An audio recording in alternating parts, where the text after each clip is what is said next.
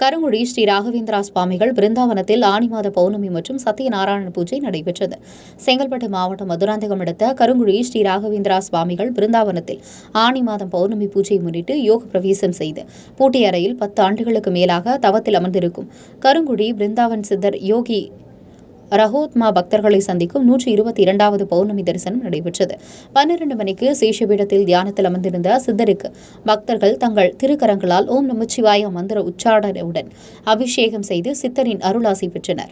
அதனைத் தொடர்ந்து மக்கள் சுபிட்சத்துடன் வாழ ஞானலிங்கத்திற்கு பூஜை செய்யப்பட்டு ஸ்ரீ ராகவேந்திரா சுவாமிகள் பிருந்தாவனத்தில் யாகம் வளர்த்து சத்யநாராயண பூஜையும் செய்து மகாதீப ஆராதனையும் சித்தர் பக்தர்களுக்கு காண்பித்தார். இந்நிகழ்வில் பலரும் கலந்து கொண்டு சிறப்பித்தனர்.